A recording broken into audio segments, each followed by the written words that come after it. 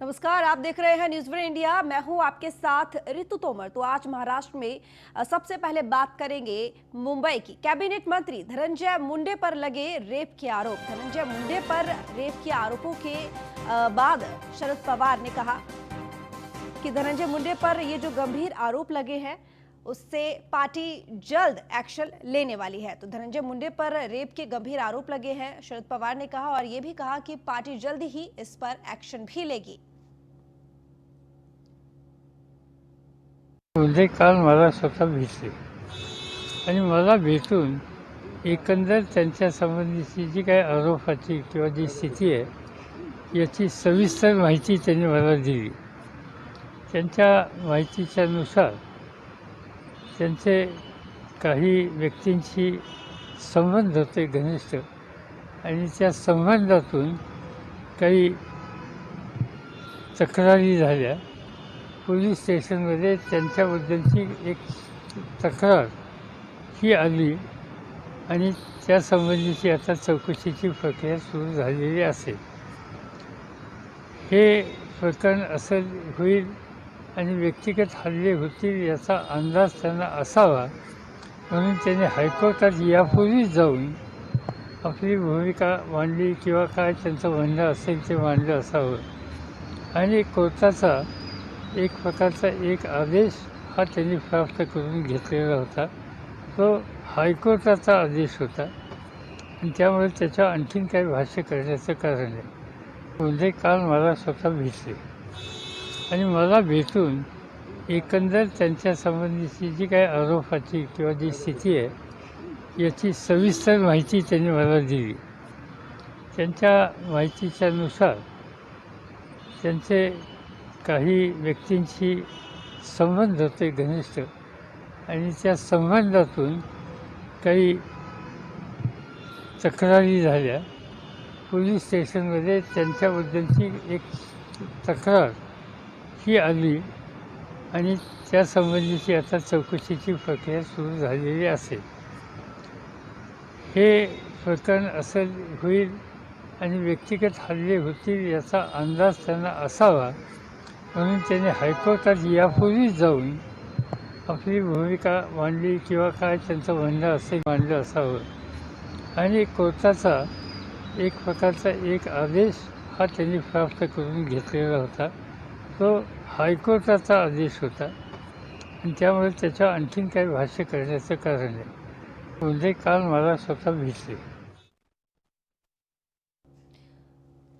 तो हमने अभी आपको सुनाया क्या कुछ कहा है शरद पवार ने। तो उन्होंने ये बयान दिया है कि उनकी मुलाकात हुई है धनंजय मुंडे से और उसके बाद उन्होंने अपनी भूमिका क्या रही इस पूरे मामले को लेकर वो उन्होंने बताया। शायद उन्हें अंदाजा है कि उनके ऊपर आगे क्या कुछ कार्रवाई हो सकती है, क्या आरोप और लग सकते हैं, जिसके बारे में उन्होंने पहले से ही अपनी भूमिका के बारे में उनको जानकारी दी और इसके बाद पार्टी सख्त एक्शन भी ले सकती है। तो चलिए अब आपको बताते हैं कि धनंजय मुंडे पर क्या कुछ आरोप है। धनंजय मुंडे पर एक सिंगर ने रेप का आरोप लगाया है। मुंबई के ओशिवारा पुलिस स्टेशन में मुकदमा दर्ज कराया है सिंगर ने। तो पीड़िता ने साल 2006 से यौन शोषण करने का आरोप लगाया है। धनंजय मुंडे पर बॉलीवुड में मौका दिलाने के नाम पर जबरदस्ती शारीरिक संबंध बनाने का आरोप सिंगर ने धनंजय मुंडे के ऊपर लगाया है। 2006 से ऐसा चल रहा है, इस तरह का आरोप सिंगर ने धनंजय मुंडे के ऊपर लगाया। तो मुंबई के ओशिवारा पुलिस स्टेशन में मुकदमा भी दर्ज कराया गया है धनंजय मुंडे के खिलाफ। मी स्वतः आदरणीय पवार साहेबांकडे स्पष्टीकरण दिलेलं आहे।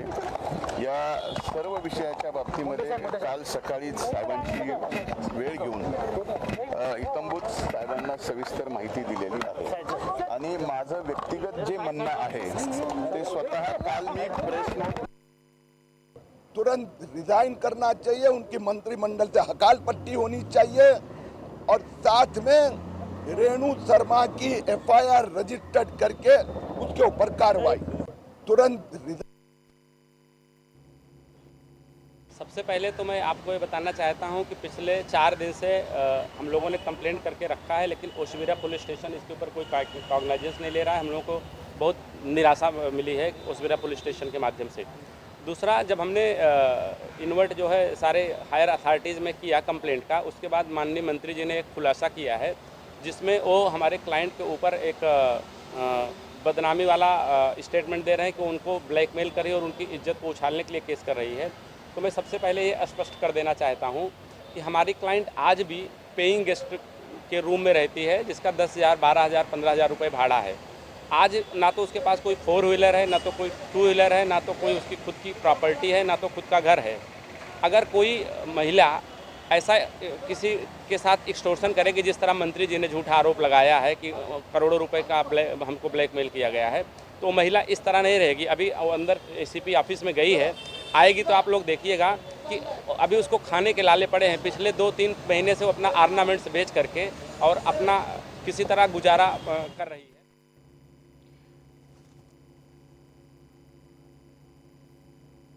तो आनंद गायकवाड़, रेजिडेंट एडिटर, इस वक्त हमारे साथ जुड़े हुए हैं मुंबई से। आनंद, क्या कुछ इस पूरे केस में चल रहा है? धनंजय मुंडे के ऊपर ये जो आरोप लगा है, इस पूरे मामले में कार्रवाई कहां तक पहुंची है? और साथ ही ये भी बताइए कि आखिर पार्टी क्या कुछ कार्रवाई कर सकती है मंत्री धनंजय मुंडे के खिलाफ? जी ऋतु, शिकायतकर्ता अभी भाजपा नेता किरीट सोमैया अपने वकील के साथ पुलिस स्टेशन में मौजूद है। वहां पे एफआईआर लॉन्च होने की प्रोसेस शुरू हो गई है। और दूसरी तरफ शरद पवार जो एनसीपी के प्रेसिडेंट है, उन्होंने कहा है साफ तौर पे कि इन आरोपों में गंभीर स्वरूप है। तो इसके चलते मैं पार्टी के मेरे जो सहयोगी है, मेरे सहकारी है, जो प्रमुख पदाधिकारी है, उनसे बातचीत होगी और उसके बाद पार्टी लेवल पे ऐसा डिसीजन होगा कि उनको मिनिस्ट्री में रखना चाहिए, नहीं रखना चाहिए, या उनका रिजाइन लेना चाहिए। और अभी अभी जस्ट कुछ देर पहले धनंजय मुंडे एनसीपी के मुख्यालय पहुंच गए हैं और सूत्रों के मुताबिक जो जानकारी मिल रही है, धनंजय मुंडे किसी भी वक्त अपने मिनिस्ट्रीशिप का इस्तीफा दे सकते हैं। अब उसके बाद दूसरा एंगल इसमें ट्विस्ट ऐसा आ गया है कि बीजेपी के ही मुंबई के नेता जो एक्स विधायक रह चुके हैं, कृष्णा हेगड़े, जिन्होंने भी पुलिस कंप्लेंट की है कि जो शिकायतकर्ता लड़की है, उन्होंने हेगड़े के ऊपर हनी ट्रैप डाला था और वो लड़की उनसे रिलेशन बनाना चाहती थी। उनके पास एसएमएस के तौर पे कुछ प्रूफ्स है और उन्होंने अंधेरी के अंबोली पुलिस स्टेशन में ही जाके बकायदा रिटर्न कंप्लेंट की है और कहा है कि ये लड़की मुझ पे हनी ट्रैप कर रही थी। तो एक तरफ भाजपा के नेता शिकायतकर्ता के साथ पुलिस स्टेशन में जा रहे हैं, दूसरी तरफ भाजपा के ही नेता वो लड़की को गलत साबित कर रहे हैं। और आप इसका एक सीक्वेंस देखिए कि 6 जनवरी को ये लड़की ने कृष्णा हेगड़े को आखिरी मैसेज किया था कि आप मुझसे मिलते क्यों नहीं है, और उसके 7 दिन बाद धनंजय मुंडे के खिलाफ वही शिकायतकर्ता लड़की जाती है। लेकिन ये पॉलिटिकल छोड़ दो इसमें से कि ग्राम पंचायत के चुनाव कल होने हैं महाराष्ट्र में। 14,234 ग्राम पंचायतों के चुनाव हो रहे हैं। तो मुझे लगता है ये पूरा कुल मिला के जो मामला है, इसमें कुछ पॉलिटिकल भी है, क्योंकि Dhananjay Munde leader of opposition रह चुके हैं जब फडणवीस की सरकार थी 2014 से 2019 तक। तो ये विधान परिषद में काफी आक्रामक नेता के रूप में माने जाते हैं। क्योंकि अभी जब शरद पवार ने बयान दिया है मीडिया के बीच में, तो उन्होंने ये बात कही है कि उनसे मुलाकात के समय धनंजय मुंडे ने ये बात कही है कि उनके रिश्ते रहे हैं, यानी कि उन्होंने माना है कि जिस तरह के आरोप लगाए हैं वो सब ठीक है। नहीं, आरोप ये है धनंजय मुंडे के ऊपर कि इन्होंने शादी का झांसा देके मुझसे रिलेशन किए और उससे उनको 2 बच्चे हैं। और धनंजय मुंडे ने कल ही इसका एक्सप्लेनेशन दिया है कि मेरे उस शिकायतकर्ता महिला से शारीरिक संबंध रह चुके हैं। ये बात खुद धनंजय मुंडे के पूरे फैमिली को पता है और उन्होंने वो जो शिकायतकर्ता लड़की है उनसे जो बच्चे हैं उनको एक्सेप्ट भी कर लिया है। धनंजय मुंडे ने शिकायतकर्ता लड़की को मुंबई में घर भी लेके दिया है और उनके बच्चों का खर्चा वो उठाते हैं। वो दोनों बच्चों को धनंजय मुंडे ने अपना खुद का नाम दिया है। अब इसमें टेक्निकलिटी और लीगल ग्राउंड पे देखा जाए तो ऐसा लेकिन है कि आनंद, जो वकील की तरफ से जो बात आई है मीडिया के सामने, वो ये कह रहा है शिकायतकर्ता जो यहाँ पे पीड़िता है कि लड़की आज भी रेंट पे रहती है, कहीं पीजी गेस्ट है, उसको कोई भी घर मुहैया नहीं कराया गया है। कुछ इस तरह की बातें सामने आई हैं। जी, अभी ये तो इन्वेस्टिगेशन का पार्ट है, लेकिन अभी आपको मैं बता दूं कि मुंबई के जो लॉ एंड ऑर्डर के आईजी है विश्वास नांगरे पाटिल, वो अभी सीएम से मिलने पहुंचे हैं। तो मुझे लगता है कार्रवाई जल्द होगी और उसमें ये सब चीजें सामने आएगी। तो अभी पॉलिटिकल लेवल पे भी ये मतलब एक्शन बढ़ गया है और लीगल और टेक्निकल पुलिस ग्राउंड पे भी एक्शन बढ़ गया है।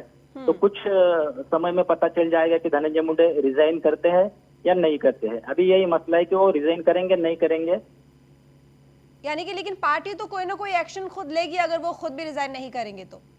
जी बिल्कुल बिल्कुल सही बताया आपने। पार्टी को इसलिए लेना पड़ेगा क्योंकि आप सत्ताधारी पार्टी से आते हैं। आगे 14,234 ग्राम पंचायत के चुनाव का वोटिंग कल है। उसके बाद पार्टी की छवि है। और एक बात आप गौर कीजिए कि कांग्रेस के कुछ लोगों ने मुंबई के सोनिया गांधी को पत्र लिख के कहा था कि हमारे अलायंस पार्टनर जो है महाराष्ट्र में उनके कई मंत्री कई नेताओं पे आरोप है। हाँ, इसके ऊपर हमने भविष्य में सोचना चाहिए कि लोकल बॉडीज इलेक्शन में हमने इनके साथ अलायंस करनी चाहिए या नहीं। यानी कि गठबंधन पर भी इसका असर पड़ सकता है। जी, अगर उनके धनंजय मुंडे के ऊपर अगर एक्शन नहीं लिया पार्टी लेवल पे तो बट ऑब्वियस है कि पार्टी मतलब अलायंस पे बहुत गहरा असर हो सकता है। चलिए, बहुत शुक्रिया आनंद आपका तमाम जानकारी के लिए।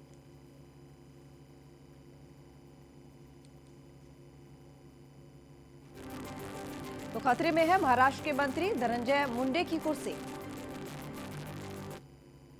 छत्तीसगढ़ के मुख्यमंत्री भूपेश बघेल ने शिरडी के साईं बाबा की समाधि के दर्शन किए। शिरडी संस्थान द्वारा कोरोना के नियमों का पालन कड़ी तरह से किए जाने पर मुख्यमंत्री बघेल ने खुशी भी जताई है। तो ये तस्वीरें मुख्यमंत्री भूपेश बघेल ने महाराष्ट्र पहुंचकर साईं बाबा की समाधि के दर्शन किए। तो शिरडी पहुंचे जहां पर जाकर उन्होंने दर्शन किए साईं बाबा के। शिरडी मेरा आना हुआ, बाबा जी का खूब आशीर्वाद हम लोगों को मिला है।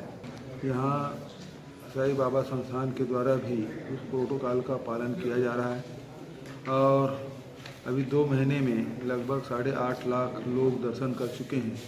ऑनलाइन बुकिंग करा के आने से बहुत सुविधा हो रही है। तो सभी श्रद्धालुओं से मेरा निवेदन है कि वे ऑनलाइन बुकिंग करा के आएँ और बहुत ही आसानी से बाबा जी के दर्शन।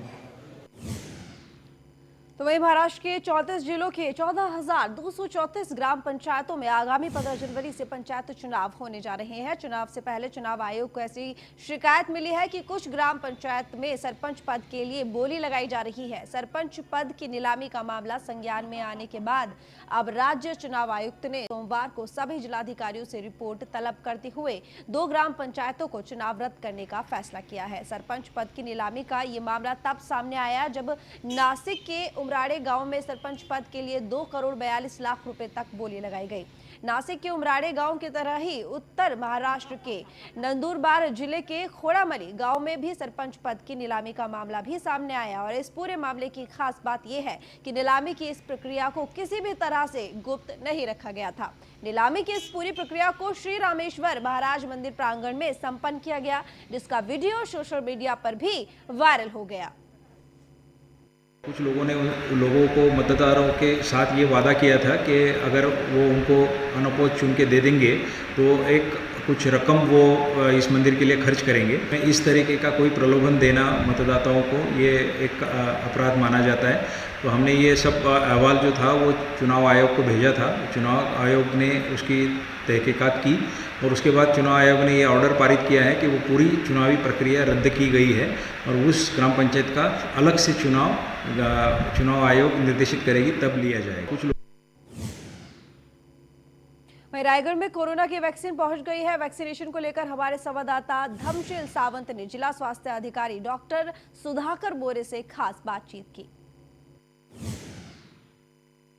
रायगढ़ जिले में कोविड प्रतिबंधात्मक टीकाकरण के बारे में हमारे साथ आज बातचीत करने के लिए है जिला आरोग्य अधिकारी डॉक्टर सुधाकर मोरे। टीकाकरण की ये क्या व्यवस्था है, कोविड वैक्सीन के बारे में क्या कहेंगे? रायगढ़ जिले के लिए कोविड टीकाकरण के लिए अभी तक 9,500 वैक्सीन आ चुके हैं और ये 16 तारीख को उसका इनॉग्रेशन है। 16 तारीख को जो हेल्थ केयर वर्कर है, first line health care worker है, उनको 16 तारीख को 4 जगह district hospital Alibag, SDH sub district hospital Pen, medical college MGM medical college Panvel और येरला मेडिकल कॉलेज, ऐसे 4 जगह ये टीकाकरण होने वाला है। और ये टीकाकरण जो हेल्थ केयर वर्कर है उनको होने वाला है। कोविशील्ड वैक्सीन ये डिस्ट्रिक्ट वैक्सीन सेंटर है, वहाँ वो महफूज है, ठीक है, वहाँ गार्ड भी है, पुलिस गार्ड भी है, तो उसकी व्यवस्था ठीक से है। और ये 16 तारीख से शुरू होने वाला है, 16 तारीख को 4 जगह होने वाला है। उसके बाद जो हेल्थ केयर वर्कर के बाकी के जो टीकाकरण है उसकी गाइडलाइन जब स्टेट से या सेंट्रल गवर्नमेंट से आ जाएगा वो शुरू हो जाएगा। लाभ तो सबको है, ये तो शुरुआत में जो हेल्थ केयर वर्कर जो काम करने वाले हैं हेल्थ फैसिलिटी में उनको मिलेगा, उसके बाद का गाइडलाइन अभी तक नहीं आया सर। अभी न्यूज़ 1 इंडिया के लिए धम्मशील सावंत। छत्तीसगढ़ के मुख्यमंत्री भूपेश बघेल ने केंद्र सरकार से तीनों कृषि कानूनों को वापस लेने की मांग की है। वर्धा जिले के सेवाग्राम आश्रम में 3 दिन से चल रहे अहिंसा के रास्ते इस कार्यक्रम में शामिल होने के लिए मुख्यमंत्री भूपेश बघेल वर्धा के सेवाग्राम आश्रम में गीत गाकर महात्मा गांधी को श्रद्धांजलि भी अर्पित की।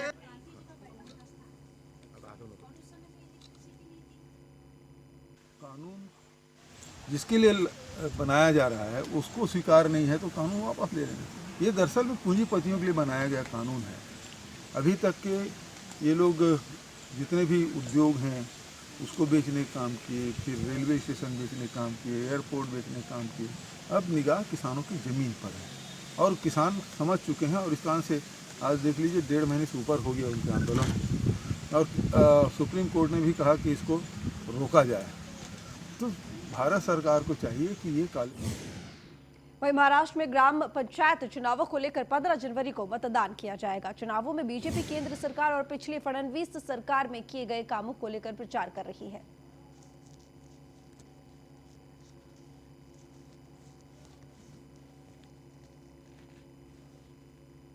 फिलहाल में जो कांग्रेस, राष्ट्रवादी और सेना की सरकार है, उस सरकार ने 1 साल में कुछ भी नहीं किया, ये लोगों के ध्यान में आ रहा है। कोरोना कार्यकाल में हमारे मोदी सरकार ने जो कुछ लोगों के लिए किया वो एक यादगार है और इस अर्थव्यवस्था को उभारी देने वाला था।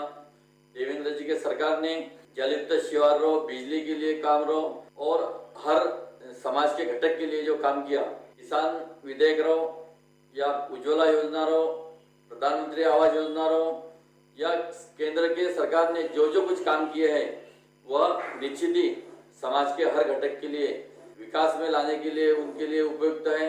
इसलिए मुझे आशावाद है कि आने वाले हर इलेक्शन में हमारी भाजपा अच्छी तरह से। अभी फिलहाल में जो कांग्रेस, राष्ट्रवादी और सेना की सरकार है, उस सरकार ने 1 साल में कुछ भी नहीं किया, ये लोगों के ध्यान में आ रहा है। कोरोना कार्यकाल में वहीं महाराष्ट्र में 15 जनवरी को ग्राम पंचायतों के चुनावों के लिए मतदान होगा। जलगांव जिले के एक उम्मीदवार का प्रचार सीधे ऑस्ट्रेलिया से हो रहा है। यावल तहसील के डाभुरनी गांव के शुभम विस्वे ग्राम पंचायत का चुनाव लड़ रहे हैं। शुभम को सपोर्ट के लिए उसके कुछ दोस्तों ने ऑस्ट्रेलिया के मेलबर्न में प्रचार रैली निकाली थी, जिसमें उन्होंने गाँव वालों को शुभम को जिताने की अपील की।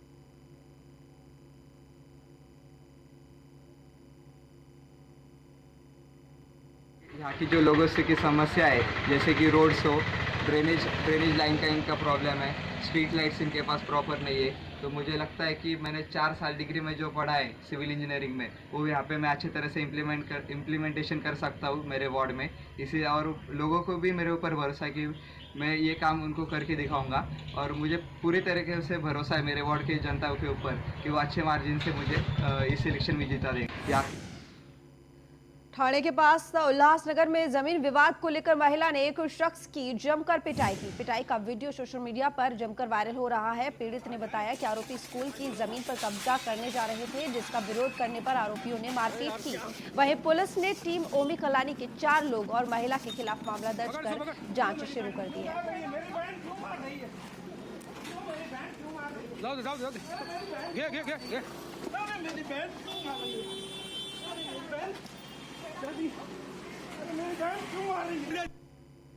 जिस समय ये घटना हुआ था उस समय ये तीनों पुलिस स्टेशन के अंदर मौजूद थे, सीसी कैमरा के अंडर में। और हमारे जो यूथ अध्यक्ष है, यूथ कार्य अध्यक्ष पंकज तिलोकानी, उनके घर पे कुछ दिन पहले हमला हुआ था।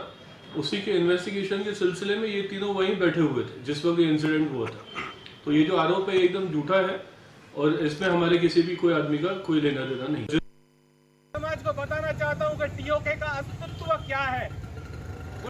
गुंडा पार्टी कल स्कूल की एक जमीन है बच्चों के लिए, खेलने कूदने के लिए रिजर्व है, वो ज़मीन इन्होंने 2 से 3 दिन से लगातार रोजाना रात को बाउंड्री लगा के हड़प रहे हैं।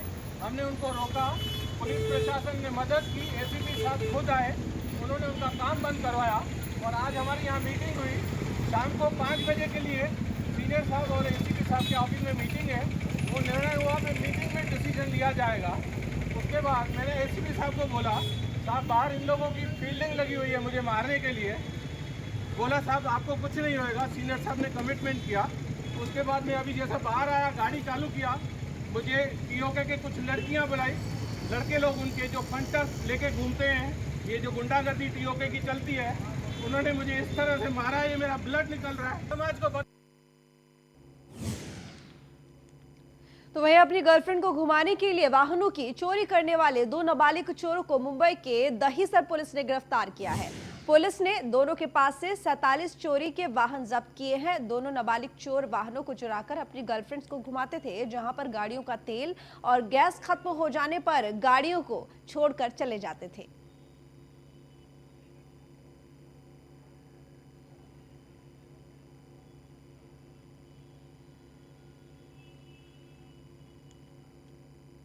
वही मैंने जो बोला कि ये चोरी जो है कभी कभी ये किसी को ये रिसीवर्स जो है उसको रिसीवर्स को देना, उससे कुछ उनको जो फ़ायदा होता होगा, या फिर कोई जॉय राइडर्स भी कभी हम बोलते हैं इधर से गाड़ी उधर छोड़ना, ऐसा भी उनका एक पता चलता है। बट ये जो रिसीवर्स है, रिसीवर्स किसी और को भाड़े से देना, किसी को बेचना, ये रिसीवर्स का वही मैंने जो बोला कि ये चोरी जो है कभी कभी ये किसी को ये रिसीवर्स जो है उसको रिसीवर्स को देना, उससे कुछ उनको जो फ़ायदा होता होगा, या फिर कोई जॉय राइडर्स भी कभी हम बोलते हैं इधर से गाड़ी उधर छोड़ना, ऐसा भी उनका एक पता चलता है। बट ये जो रिसीवर्स है, रिसीवर्स किसी और को भाड़े से देना, किसी को बेचना, ये रिसीवर्स का वही मैंने जो बोला। वासिम जिले के मंगरूलपुर में इंश्योरेंस पॉलिसी का लालच देकर ऑनलाइन धोखाधड़ी का मामला सामने आया है। मामले में पुलिस ने 3 आरोपियों को गिरफ्तार कर लिया है। जानकारी के मुताबिक आरोपियों ने इंश्योरेंस पॉलिसी का लालच देकर 41,80,000 रुपए की धोखाधड़ी की।